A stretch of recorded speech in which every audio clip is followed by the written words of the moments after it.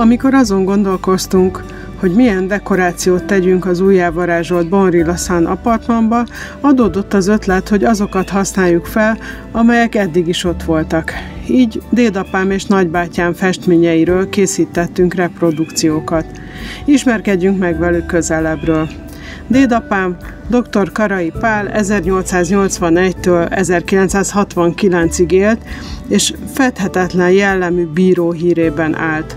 Szakmai bizottságok tagja volt, és emellett több könyvet is írt, például a Rabmunka címűt 1927-ben, amelyet a mai napig referenciaként tartanak számon a büntetés végrehajtásban.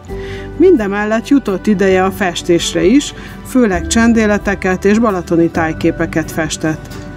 Antal Béla, Karai Pál unokája, az én nagybátyám 1939-ben született, és ő is örökölte a művészi képességeket, gyerekkorától kezdve rajzolt, rajzszakörre járt, szobrászkodott.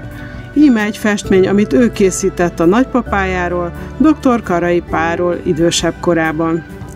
Az apartmanban található kép eredetie a közeli Fábián villáról készült 1968-ban. Béla iskolai tanára volt Fábián László, és az ő családjának a nyaralója látható a képen a Balaton felől. Akkoriban egy öböl volt még az ingatlan mellett, ezt mára feltöltötték, így további nyaralók sorakoznak most már ezen a szakaszon.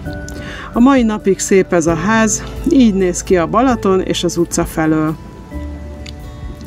A kapcsolódó blogbejegyzésben további részleteket is megtudhatsz dr. Karai Pálról és Antal Béláról.